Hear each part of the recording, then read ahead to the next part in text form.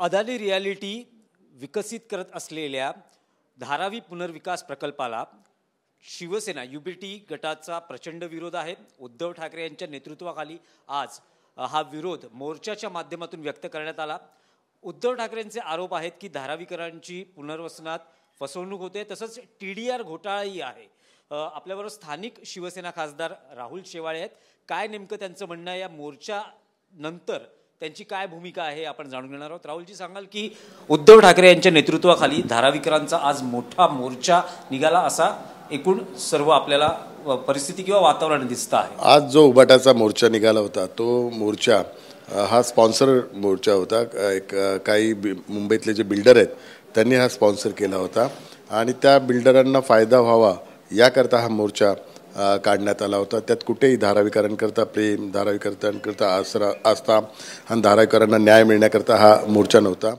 हा केवळ धारावीकरांची दिशाभूल करणारा मोर्चा होता आणि सर्व भाडोत्री लोकांचा हा मोर्चा होता। आपण बघाल त्या मोर्चामध्ये धारावीतली लोक किती होती हे जर आपण तपासून पाहिले तर धारावीतील लोकांचा अल्प प्रतिसाद त्याला मिळाला आणि धारावीची लोक ह्या राजकारणाला विटलेली आहेत। गेले 40 वर्ष गायकवाड फॅमिलीने ह्याच विषयावर राजकारण केलेलं आहे, त्यामुळे कंटाळलेले आहे राजकारण। धारावीतल्या लोकांना विकास पाहिजे।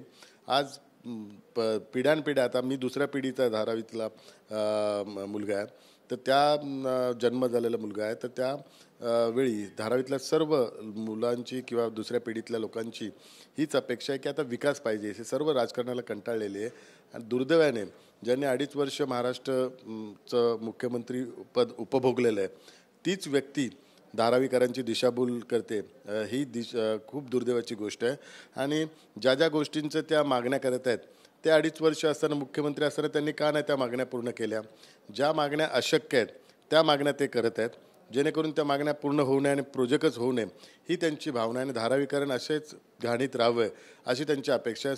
स्वतःचा दुसरा बंगला बनवलेला आहे। आज कलानगर बाजूलाच आहे, हाकेच्या अंतरावर आहे। आपण दुसऱ्या बंगल्यात गेलेलं आहे, तर आपल्या बाजूचे पण धारावीकर पण चांगल्या घरात जायला पाहिजे ही अपेक्षा त्यांनी ठेवायला पाहिजे, पण त्यांची तशी इच्छा दिसून येत नाही आहे।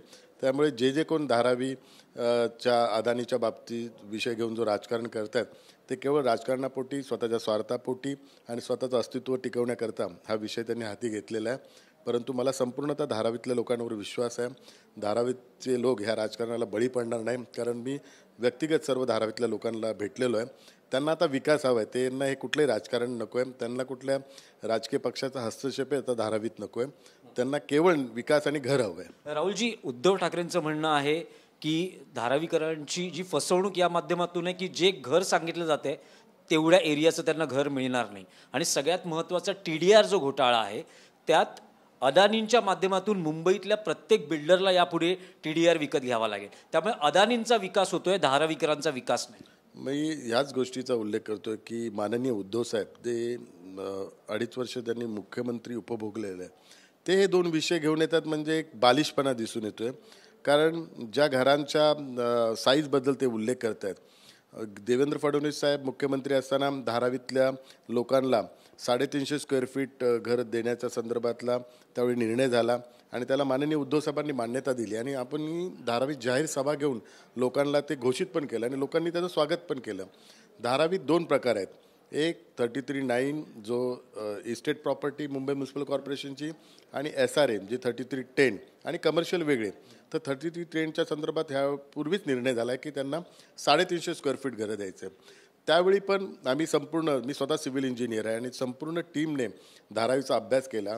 धारावीत 400 स्क्वेअर फीट काय 500 स्क्वेअर फीट काय स्लमला किती स्क्वेअर फीट देऊ शकले असते राज्य सरकार, परंतु धारावीचा जो फॉर्म्युला बनवलेला आहे जे कायद्याप्रमाणे 70% रिहॅब आणि 30% सेल कॉम्पोनंट, तर 70% मध्ये जे SRA मधली लोक आहेत त्यांना जर घर द्यायचं असेल तर 350 स्क्वेअर फीट घर दिलं तरच तो 70%चा जो क्रायटेरिया आहे तो तिकडे अंमलात येऊ शकतो। जर 400 स्क्वेअर फीट त्यांची घरं केली तर 70%चे 80% होतील आणि एकदा 80% झालं तर 20% कुठलाही डेव्हलपर असेल किंवा राज्य सरकार असेल कोणी काम करणार नाही। हा एक SRAचा कॉमन फॉर्म्युला आहे, 70 रिहॅब आणि 30 सेल कॉम्पोनंटसाठी। त्यामुळे 400 स्क्वेअर फीटचं वायबलच नाही आहे आणि तिथे सिव्हिल एव्हिएशनची मर्यादा आहे, हा हाईट रेस्ट्रिक्शन आहे। त्या हाईटीच उंचीची मर्यादा असल्या कारणामुळे तेवढ्या हाईटच्या तिकडे बिल्डिंग बनू शकतात। जर जास्त हाईटच्या बिल्डिंग बनल्या असत्या तर आत्तापर्यंत 400 स्क्वेअर फीट त्यांना द्यायला राज्य सरकारनेच मान्य केलं असतं. पण ही एक तांत्रिक अडचण आहे. ही माननीय उद्धव साहेबांना आम्ही त्यावेळी समजावून सांगितली, त्यांनी मान्य केली, त्यांनी स्वतः त्याचं स्वागत केलं आणि तिथे जाहीर सभा झालेली आहे धारावीला, त्या जाहीर सभेत अनाऊन्स झालेलं आहे. त्यामुळे अशा एवढं खोटं बोलणं पण खूप आश्चर्य वाटतं. दुसरं अदानीच्या TDRच्या बाबतीत, TDR हा राज्य सरकारचा संपूर्ण कंट्रोल असतो. TDRचा निर्णय अर्बन डेव्हलपमेंट डिपार्टमेंटने घेतलेला आहे, परंतु त्याचे सजेशन ऑब्जेक्शन पण बाकी आहे. जर ह्यांना काही त्याच्यात हरकती असतील तर त्यांनी लिस्ट तर पत्रव्यवहार करायला पाहिजे. त्यांनी पत्रव्यवहार केला का कोणाला?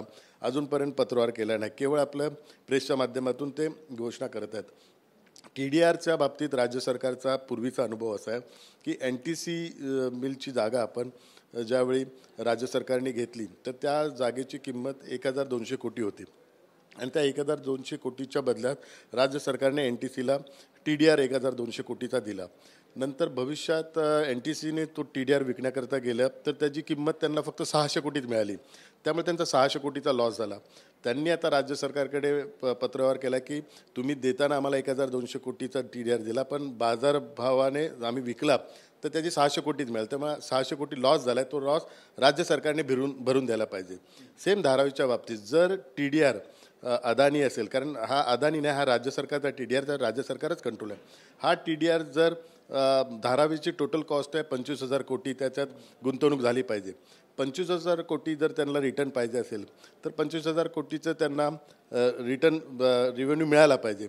जर त्यांच्या TDRची कॉस्ट कमी झाली, 50% कमी झाली, तर त्यांचे रिटर्न पैसे मिळणारच नाही आहे.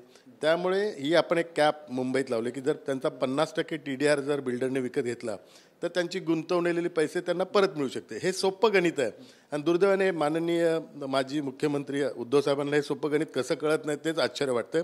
आणि हे सर्व त्यांना धारावीच्या CEOने समजावून सांगितले, UD सेक्रेटरीने समजावून सांगितलं, ते मुख्यमंत्री असताना हे सगळं त्यांना समजावून सांगितलेलं आहे. केवळ राजकारणापोटी हे सगळं करत आहेत. TDRचा कुठलाही घोटाळा नाही आहे, ह्याच्यात पारदर्शकता आहे, ट्रान्सपरन्सी आहे. एखादा व्यक्ती गुंतवणूक करत असेल तर त्याला निश्चित स्वरूपात रिटर्न मिळायला पाहिजे, नाहीतर तो फुकट कोणी गुंतवणूक करणार नाही. आणि सर्वात महत्त्वाचा हा SRAचा प्रोजेक्ट आहे. SRAच्या अंडर DRP येतं आणि SPV जी स्पेशल प्रोजेक्ट व्हेकल ही जी कंपनी बनते ती कंपनी गव्हर्नमेंटबरोबर असते. गव्हर्नमेंटचा डायरेक्टर त्यात असतो.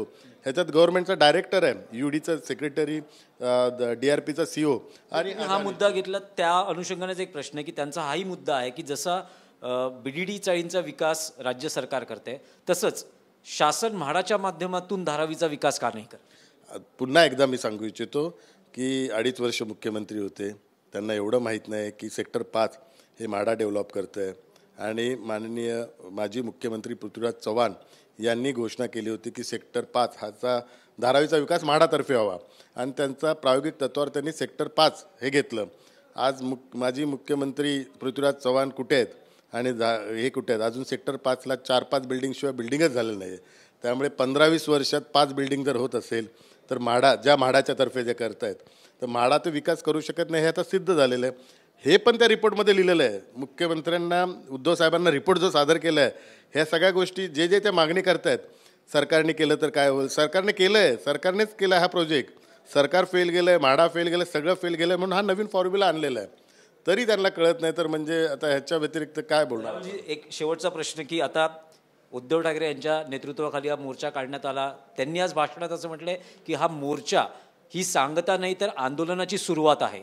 तर मग मार्ग कसा निघणार, कारण राज्य सरकार ह्या अदानींच्या माध्यमातून हा प्रकल्प राबवण्यास पुढे निर्णय घेईल आणि उद्धव ठाकरे आणि संपूर्ण हा विरोध, मग कसा मार्ग याच्यातून असाच निघणार. आता आम्ही धारावीतल्या प्रत्येक घराघरात जाणार आहे. धारावीतल्या प्रत्येक घरातून आम्ही हमीपत्र घेणार आहे, कारण मला संपूर्ण आता विश्वास आहे धारावीतल्या लोकांवर. आणि धारावीची लोक हमीपत्र देतील आणि धारावीची लोकच उद्धव साहेबांना उत्तर देतील की तुम्ही तुमचं आता मातोश्री बघा, तुम्ही धारावीत हस्तक्षेप करू नका. आम्ही आमचं धारावीचा डेव्हलपमेंट करायला आम्ही समर्थ आहे. आम्हाला कुठलीही राजकीय हस्तक्षेप इथे पाहिजे नाही. आम्ही धारावीतली लोक सक्षम आहे. आम्हाला विकास पाहिजे, आमच्या मुलांना चांगली शाळा पाहिजे, आमच्या कुटुंबाला चांगलं घर पाहिजे, आमच्या मुलांना तुमच्या मुलांसारखं पण गार्डन, तुमच्या मुलं जशी गार्डनमध्ये खेळली तशी आमची मुलं पण गार्डनमध्ये खेळली पाहिजे. तुम्ही जसं हिंदुजा लीलावती हॉस्पिटलमध्ये उपचार घेता तशाच सारखं सुपर स्पेशालिटी हॉस्पिटल पण आमच्या धारावीत पाहिजे. तुमच्या मुलांना जसं शिक्षण मिळालं तशी आता तुमची बॉम्बे स्कॉटिशमध्ये मुलं शिकली, पण आमच्या मुलांना निदान 12वीत तर त्या धर्तीवर चांगलं शिक्षणाची व्यवस्था असली पाहिजे. तर तुम्ही तुमचं आता माझे कुटुंब माझी जबाबदारी घेतलेली आहे. आता धारावीकरांची जबाबदारी स्वतः घेतील आणि धारावी डेव्हलप करून दाखवतील. त्यामुळे धारावीकरच ह्यांना आता उत्तर देतील. राहुलजी धन्यवाद. हे होते स्थानिक शिवसेना खासदार राहुल शेवाळे, ज्यांनी उद्धव ठाकरे आणि त्यांच्या नेत्यांनी तसंच धारावीतल्या त्या व्यासपीठावर जमलेल्या नेत्यांनी जे काही आरोप केले त्याला मुद्देसूद उत्तरं दिलेली आहेत. हा एकूण आता जो वाद आहे उभाटा विरुद्ध शिवसेना आणि मग अदानी रियालिटी यामध्ये इन्व्हॉल्व आहे. त्यामुळे नेमकं पुढचं या आंदोलनाचं वळण काय असतं हे पाहणंही तितकंच महत्त्वाचं असणार आहे. पण लोकसभा निवडणुकीत हा एक मुद्दा विशेष चर्चेचा आणि वादाचा विषय ठरू शकतो अशी एक दाट शक्यता व्यक्त केली जाते. व्हिडिओ जर्नलिस्ट रवी साखरकरसह दिनेश दुखंडे, TV9 मराठी, मुंबई.